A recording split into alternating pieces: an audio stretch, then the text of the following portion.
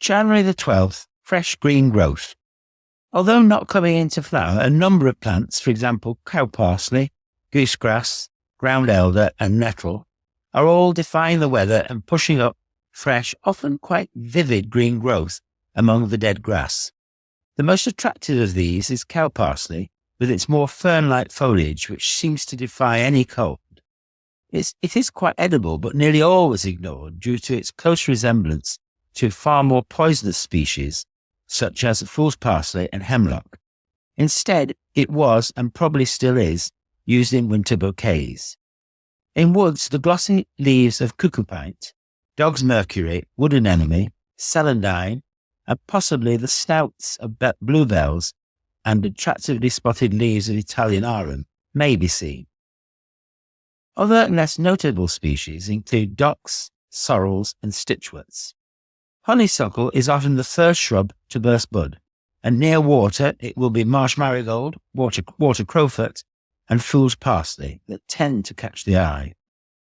Everywhere the dead heads of hemlock, nipplewort, Edcampion, and Canadian fleabane stand out. Some grasses fare better than others, with cocksfoot, false oak grass, purple moorgrass, wall barley, and various bents, agrostis species, are often all remaining in reasonable condition. The first grass you are likely to see in full flower is the diminutive annual meadowgrass, Hoa annua, which happily exists among the cracks in London's pavements. This unassuming plant is regarded as the most common grass in the world. It occurs from London to the southern tip of South America, as well as from sea level to the tops of mountains. It is another plant which can be found in flower almost every day of the year, releasing its seeds in most months. It colonizes bare spaces very quickly and even does well in shade.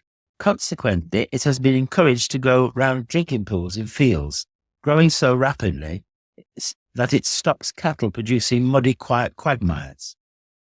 As Wordsworth said of the daisy, its home is everywhere.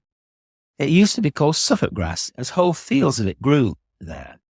With the seeds not being available on the market, they used to be collected by hand to make lawns of a particularly vivid shade of green. Leaves.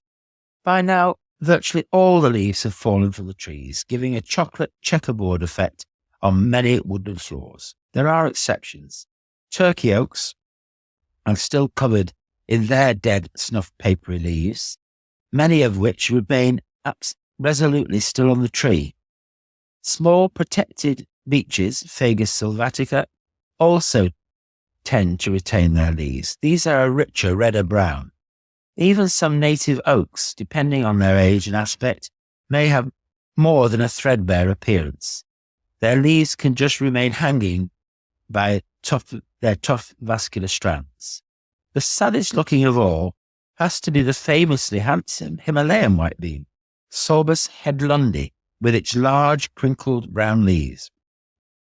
This rare tree, regarded as many as one of the most beautiful of all whitebeams, can be found in the Royal Horticultural Society's gardens at Wisley.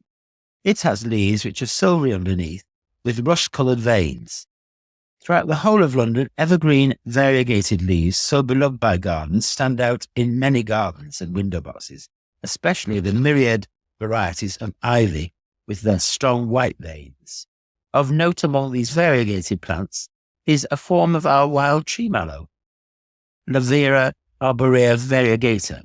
Its small purple flowers, which will come later, are no match for the lush, velvety growth to be seen this month.